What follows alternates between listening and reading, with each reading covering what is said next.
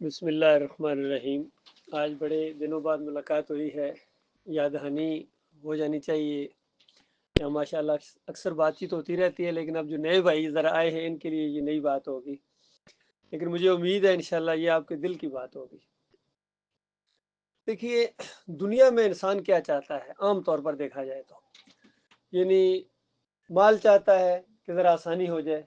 पैसा कमाने के लिए हम सारे यहाँ आए हैं ना, अपने मुल्क को छोड़ के यहाँ आए। फिर ये है कि कोई मनसब चाहता है, अच्छी पोस्ट मिल जाए, अगर जॉब मिलनी है, नौकरी मिलनी है, तो हर बंदे की ख्वाहिश होती है ज़रा अच्छी मिल जाए। जितनी अच्छी उसको मिले, उसकी ख्वाहिश तो होती है ये और बात कि ना मिले या कोई और मामला हो जाए। फिर ये भी इंसान का दिल करता है कि यानी ज़्यादा से ज़्यादा लोग मुझे अच्छा समझें, ज़्यादा लोग मुझे पहचाने, ये इंसान का होता है। इसी वजह से आज दुनिया में सारी दौड़ें लगी हुई हैं। पूरी दुनिया के अंदर देखें, बड़े बड़े लोग आए, बड़े बड़े यानी माल भी उन्होंने कमाए, मशहूर हुए, बड़े बड़े जर्नैल आए, बड़े बड़े अफसर आए, बादशाह आए, सदर आए, वज़ीर आज़म आए। लेकिन याद रखें, एक वक्त ऐसे आने वाला है, एक वक्त लाजमी ऐसा आने वाला है कि इन सारी चीजों की कोई अहमियत नहीं रहेगी, खत्म इसकी वैल्यू। इसकी मिसाल ऐसे कि जिस तरह अगर कोई हुकूमत ऐलान करे कि ये नई करेंसी छपने वाली है, इतना वक्त आपको दिया जाता है, किसी टाइम ऐलान हो जाएगा कि पुरानी खत्म, अब नई चलेगी और बदली करार हो, ये मौका है। यानी जो आपके पास करेंसी है वो हुकूमत को जमा कराओ और नई ले लो, वो भी आपकी उसी तरह काम आएगी।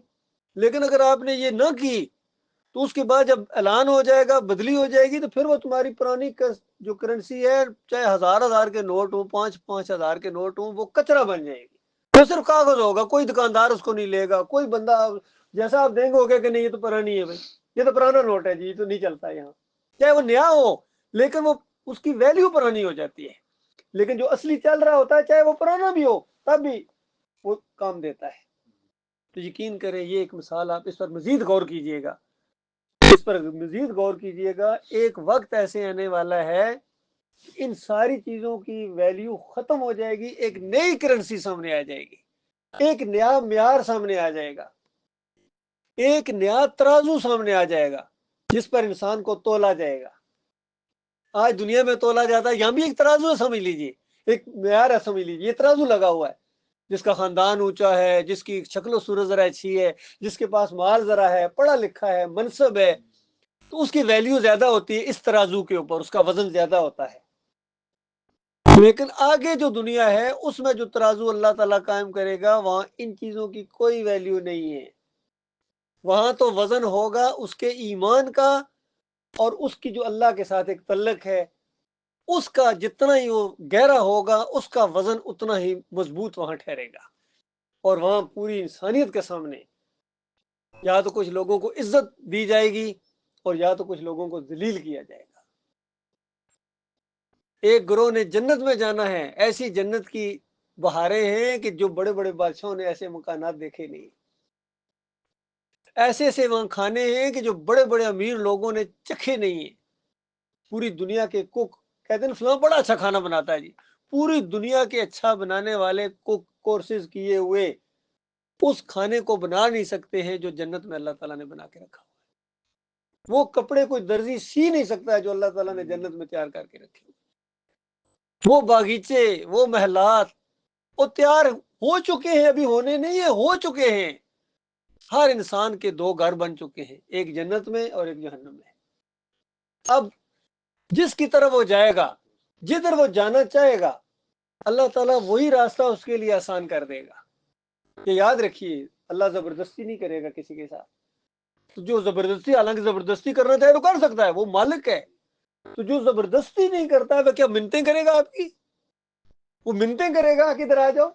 नहीं यार, किस नहीं। वो दोनों रास्ते आपके सामने रखेगा, दोनों के अंजाम आप सामने रखेगा। फिर आपकी अपनी मर्जी है, आपकी अपनी मर्जी है, जो रास्ता इख्तियार करें, जो आपको दिल को अच्छा लगता है, उसी की तरफ अल्लाह ताला आपकी रहनुमाई करेगा, आपकी हिफाजत करेगा, वो अल्लाह करेगा। अगर आप बुरे रास्ते की तरफ चल पड़े, यहाँ इस मुल्क के अंदर भी कितने मौके मौजूद हैं, अगर आप बुरे रास्ते की तरफ चल पड़े, जबरदस्ती कोई नहीं रोकेगा आपको।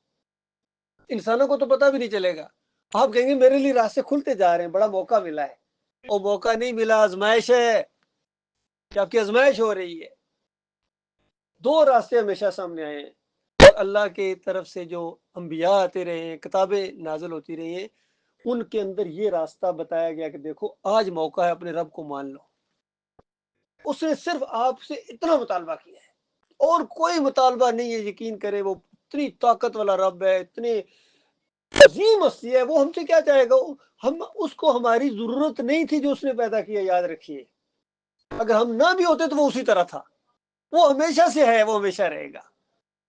ہر چیز پوری کائنات کی اس کی تعریفیں بیان کر رہی ہے. وہ خود اپنی تعریفوں میں لگا ہوا، اندازہ لگائی. ایسی ہستی ہے کہ وہ خود اپنی تعریف کرتا ہے، اور اصلی اس کی جو تعریف ہے نا، یقین کریں، وہ ہے جو خود اس نے اپنی کی ہے. وہ اس کی اصلی تعریف ہے. باقی انبیاء نے کی ہے، فرشتوں نے کی ہے، ہم لوگ بھی کرتے ہیں، لیکن وہ جو اس کی اصلی تعریف ہے نا، وہ ہے جو خود اس نے اپنی کی ہے. ہم اتنی تعریف کر ہی نہیں سکتے جتنی اس کی اصلی تعریف ہے.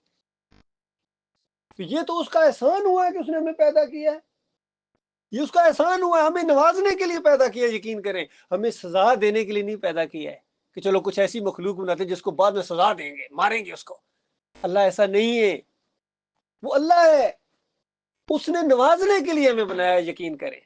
اور پھر طریقہ اس نے ایسا رکھا ہے کہ دیکھو میں پیچھے غیب میں ہوں گا، لیکن تمہارا امتحان ہے کہ میں دیکھ رہا ہوں تمہیں، سب کچھ تمہارے اوپر میری بڑی گہری نظر ہے. بات صرف یقین کی ہے. کسی کو یقین آ گیا اور کسی کو یقین نہیں آیا. اور دنیا میں ہم تجربہ کرتے ہیں، دنیا میں اللہ نے یہی تجربے کرائے ہیں. جہاں کیمرہ لگا ہوا وہاں کیسے کام آپ کرتے ہیں، اور جہاں کیمرہ نہ لگا ہوا وہاں کیسے کام کرتے ہیں. اور کیمرے سے بھی اوپر اگر وہ آنر یا بڑا سپروائزر سامنے آ جائے تو پھر کام کرنے کا انداز کیسا ہوتا ہے بتائیے. یہ بات یقین کی، جس کو یقین آ گیا کہ اللہ کا کیمرہ کیا، اللہ خود دیکھ رہا ہے آپ کو، اور پھر کیمرے بھی لگوائے اس نے. فرشتوں ہمارے ہر لفظ ریکارڈ ہو رہا ہے. ہر لفظ جو ہم بولتے، چاہے اچھا چاہے برا. جس طرح ٹیپ ریکارڈر یا فون جو مرضی بولو وہ ریکارڈ کرتا ہے، وہ آگے سے نہیں کہتا کیا بول دی ہے نا، وہ ریکارڈ کرنا اس کا کام ہے. فرشتوں کا کام ہے لکھنا. اب آپ کی مرضی ہے، چاہے اچھا لکھواؤ چاہے برا لکھواؤ. تو انبیاء نے یہ بات بتائی کہ دیکھو کل قیامت کے بعد ایک زندگی ہے. یقین کرو حقیقی زندگی ہے. بالکل اسی طرح جس طرح میں بات کر رہا ہوں اور آپ سن رہے ہیں، اسی طرح وہاں ہوگا. انسان ہوں گے، ہم خود دوبارہ پیدا کیے جائیں گے. مرنے کے بعد اٹھنا ہے قیامت کے دن، زندہ کیے جاؤ گے. اس لیے آج یہ نا دیکھو، بس یہ سارے لگے ہوئے، سارے لگے تو سارے جہنم میں جا رہے، تم بھی دوڑ کے چھلانگ لگا دو گے. یہ کیا آپ کا عقل یہ کہہ رہا ہے کہ بھائی سارے جو گندگی کھا رہے ہیں جی، ہم کیا کریں جی؟ بھائی کھا رہے ہیں تو یا تو منع کرو یا پیچھے ہٹ جاؤ، خود تو نہ کھاؤ نا. اتنی سی بات ہے. اس لیے سارے انبیاء نے یہی بتایا کہ دیکھو تمہارا ایک مالک ہے، اس اللہ کے علاوہ تم نے کسی اور کے سامنے نہ جھکنا ہے، نہ کسی کو مانگنا ہے، نہ کسی سے ڈرنا ہے، نہ کسی کو غیبانہ پکارنا ہے، نہ اس کی خوشنودی ہے. کیونکہ قوم یہی کر رہی ہوتی تھی. جو قوم کر رہی ہوتی تھی، جس طرح مشرکین مکہ کیا کر رہے تھے، وہ 360 مورتیاں انہوں نے رکھی ہوئی تھی، اور اس میں ابراہیم علیہ السلام کی مورتی تھی. اندازہ لگائی، وہ جانتے تھے یہ اللہ کے بڑے پیارے گزرے، ہمارے بڑے جد امجد تھے، ہم ان کی اولاد ہیں، نیک بندے تھے. اسماعیل علیہ السلام کیا کہنا ان کا، بہت نیک انسان تھے جی. لات منات حبل یہ بھی انسان تھے. ان کی مورتیاں بنائی تھی انہوں نے، اور کہتے تھے یہ ہمارے اللہ کے ہاں سفارشی ہے، ہماری ان کے آگے، ان کے اللہ کے آگے، بس یہ سارا مسئلہ ہے. اور اسی کا رد کرتے تھے رسول اللہ صلی اللہ علیہ وسلم کہ دیکھو نہیں ہے، یہ تم نے کہاں سے لے کے آ گئے ہو، یہ کہاں سے لے کے آ گئے، یہ فلسفہ، یہ ذہن کہاں سے، یہ کس نے تمہیں، شیطانوں نے یہ بات سکھائی ہے. کیونکہ شیطان نے کہا تھا کہ میں ان کو ہٹاؤں گا اپنے رب سے، اس نے تمہیں ہٹا دیا. اب غور کرو، شیطان کی بات نہ مانو اور اللہ کی بات مانو. جو میں بتا رہا ہوں، میں اللہ کی طرف سے بتا رہا ہوں، میں نے پہلے کبھی نہیں بتائی. 40 سال تمہارے اندر ہوں، پہلے کبھی نہیں، اب بتا رہا ہوں. اب اوپر سے وہی آتی ہے، فرشتہ آتا، تمہیں نہیں نظر آتا. یہ نظام اللہ نے بنا. وہ کہتے تھے ہمیں دکھاؤ. وہ کس طرح میں دکھاؤں؟ وہ کہہ رہے تھے میں کس طرح دکھاؤں؟ وہ تو اللہ کا ایک سسٹم ہے، میرے بس کی بات نہیں ہے. وہ بات یقین کی ہے. جس کو میری بات پر یقین آ جائے گا اس کا بیڑا پار ہو جائے گا. ایک مرتبہ عائشہ رضی اللہ تعالیٰ عنہا کو نبی علیہ السلام نے فرمایا، عائشہ یہ جبریل کھڑے ہیں اور تمہیں سلام کہہ رہے ہیں. تو آگے سے فوراً کہا وعلیکم السلام ورحمۃ اللہ. یہ ہوتا ہے یقین کا معاملہ. اور ساتھ ہی کہا کہ اللہ کے رسول، وہ آپ کو چیز نظر آتی ہے جو مجھے نہیں نظر آ رہی ہے. لیکن ایمان ہے کہ بالکل اسی طرح جس طرح آپ فرما رہے ہیں. اسی طرح خدیجہ رضی اللہ عنہ کی کہا نبی علیہ السلام نے، خدیجہ یہ فرشتہ آیا ہے تمہیں سلام کر رہا ہے اور تمہیں جنت میں ایک گھر کی، ایسا خوبصورت گھر کی بشارت دے رہا ہے جس میں کوئی شور و شغب نہیں، کوئی پریشانی نہیں، کوئی ہر طرح سکون ہی سکون ہے، ایسے جنت کی تمہیں خوشخبری دینے آیا ہے. تو بتائیے یہ خوشخبری کیوں دی گئی تھی؟ انہوں نے نبی علیہ السلام کا ساتھ دیا تھا، لوگوں نے مخالفتیں کی، انہوں نے ساتھ دیا. اور اتنی نبی علیہ السلام بعد میں ان کی تعریف کرتے تھے، حالانکہ بڑی عمر کی تھی. اور عائشہ رضی اللہ تعالیٰ ایک دفعہ بول پڑے، اور اس طرح خواتین کا ایک مزاج ہوتا ہے کہ آپ بس انہیں کی اتنی تعریف کرتے رہتے ہیں، اتنی تعریف کرتے رہتے ہیں، حالانکہ وہ ذرا بڑی عمر کی بھی تھی. ان کے بعد اللہ نے آپ کو کنواری بھی اور اس طرح بھی شادیاں دی ہیں، آپ ان کی اتنی زیادہ تعریف کرتے رہتے ہیں. تو ان کا ہاں عائشہ بالکل اسی وجہ سے کرتا ہوں کہ جب لوگوں نے مجھے کہا تم جھوٹے ہو، اور خدیجہ نے کہا سچے ہو، جب لوگوں نے مجھے مخالفتیں کی اس نے میرا ساتھ دیا. یہ نبی کا معیار ہوتا ہے، قدر کرنے والے تھے. اس سے نتیجہ کیا نکلا؟ اب ہمارے لیے وہ تو درجات پا گئے، وہ تو جنت لے گئے، اونچے درجے بھی لے گئے. مسئلہ یہ ہے کہ ہمیں کیا کرنا ہے؟ اگر ہمیں درجے نہ ملے تو ان کو تو درجے مل گئے، ہمیں کیا فائدہ بتائیے؟ ہمیں تو فائدہ تب ہے کہ ہمیں بھی درجے ملے، ہم انہی کے راستے پر چلیں، انہی کے ساتھ کل ملاقاتیں ہوں، انبیاء کے ساتھ، شہداء کے ساتھ، صالحین کے ساتھ، نیک لوگوں کے ساتھ اٹھنا بیٹھنا. اور سب سے بڑی بات ہمارا رب ہمیں بتاتا ہے کہ کل تم میرے پاس آؤ گے، میرا دیدار کرو گے، میں تم سے براہ راست بات کروں گا، بیچ میں کوئی اور نہیں ہوگا. بتاؤ یہ کچھ ہوگا؟ صرف اس کی ایک قیمت ہے، آج تم نے شرک سے توبہ کرنی ہے، شرک سے اللہ سے معافی مانگنی ہے. جو پہلے کرتا، میں بھی معافی مانگتا ہوں، میں بھی کرتا رہا ہوں، یقین کریں میں یہ سب کرتا رہا ہوں. درباروں پر جانا، وہاں جا کے خاک اپنے اوپر ملنا، تھوڑی خاک چاٹ لینا اور نیازیں کرنا، پھر پکارنا، غائب ہونا. بابا جی کو پکار رہے تھے، بابا جی مرے، ہڈیوں کو ہم پکار رہے تھے. اندازہ لگائیے، نہیں سمجھ تھی. انہی استادوں نے، انہی مولویوں نے، انہی گھر والوں نے، یہ ایک ایسا ماحول تھا، اس کے اندر میں بھی تھا. لیکن اللہ کا احسان دیکھیے، اس وقت موت نہیں آئی، مالک نے موقع دیا. یہ بات سامنے آئی قرآن کی، جب اسی طرح جس طرح میں آپ کے سامنے کروں، مجھے بھی کسی نے اسی طریقے سے بتایا تھا، اور یہ بات میرے دل کو جا کے لگی کہ ہمارا اپنا رب ہے، ہم اپنے رب کو چھوڑ کر دوسروں کو پکار رہے ہیں، اور ہمارا رب منع کر رہا ہے. ہمارا رب کہتا ہے نہیں سنتے، ہم کہتے ہیں سنتے ہیں. مالک کہتا ہے نہیں سنتے ہیں. زور دے کے قرآن کو الحمدللہ سے لے کر والناس تک، جن جن کو اللہ کے علاوہ پکارتے ہو، کہیں فرمایا یہ مردے ہیں، کیونکہ ابراہیم علیہ السلام کو پکارتے تھے، لات منات و بل کو پکار، یہ مر چکے ہیں، یہ جنتوں میں چلے گئے، تمہاری پکارے نہیں سنتے ہیں. کبھی کہا عباد امثالکم، وہ تمہاری طرح بندے تھے، انسان تھے، اللہ نہیں تھے، کیوں ان کو پکارتے ہو، پوچھتے ہو؟ بتاؤ تم بھی تو انسان ہو نا، تم نہیں سمجھتے انسان کیا ہوتا ہے؟ دیوار کے پلے تمہیں نہیں پتا کیا ہے؟ انسان ہو اسی وجہ سے، اللہ تو نہیں ہو نا، اللہ کو ہر چیز کا پتا ہے. بتا تمہاری طرح بندے تھے، انسان تھے، ہاں نیک تھے تو نیک اس وجہ سے تھے کہ مجھے پکارتے تھے. اگر مجھے نہ پکارتے، ایک کسی اور کی پکار لگاتے، یا ابراہیم ابراہیم علیہ السلام کہتے یا نو بابا بدر، میں ان کو سارا کیا کرا برباد کر دیتا. یہ معاملہ اللہ کے بندو، آج یہ مسئلہ ہے، آج پوری دنیا میں مسلمانوں کی ذلت اور خواری، اور دوسرے انسانوں کا بھی آپس میں لڑائی جھگڑا. یہ دوسرے بھی آپس میں لڑتے ہیں، یہ نہیں کہ وہ نہیں لڑتے ہیں. یہود و نصارہ کی بھی آپس میں جنگیں ہو رہی ہیں، سکھوں کی اور ہندوؤں کی بھی آپس میں جنگیں ہوئی ہیں، آپس میں مارا انہوں نے، ہندوؤں نے مسلمانوں کو مارا. اللہ جانتا ہے وہ واقعات اگر میں آپ کو سناؤں کہ جو یہ 1947 میں ہوئے ہیں، آپ کے رونگٹے کھڑے ہو جائیں. یہ ہوا کیا ہے؟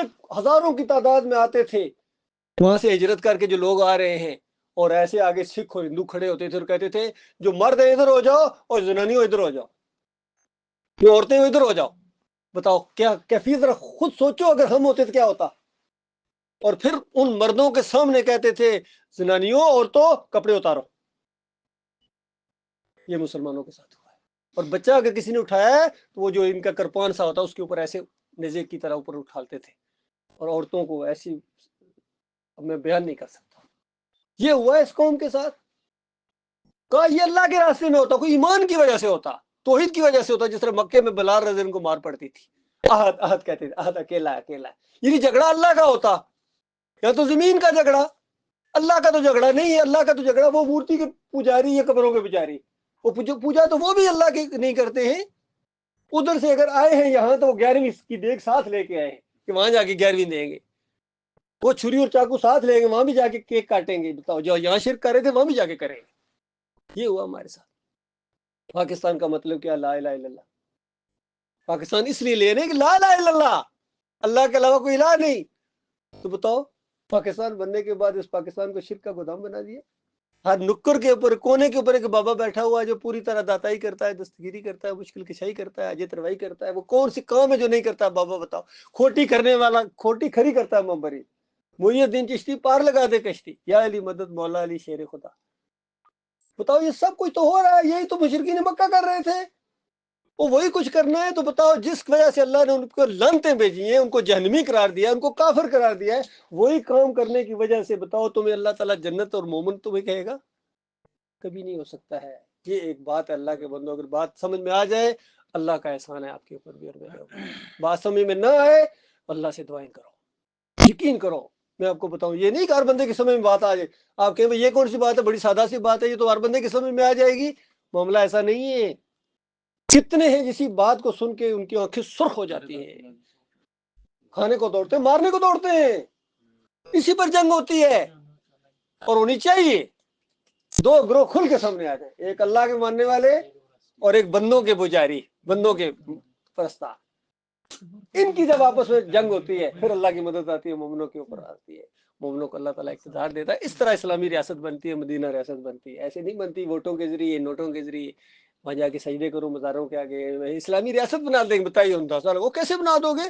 تم تو مشرک ہو، تم تو سجدے کرتے ہو مزاروں کو، یا علی مدد کے پٹے بنواتے ہو، دم دم علی علی کے نعرے لگاتے ہو. بتاؤ تم کس طرح مدینہ ریاست بناؤ گے؟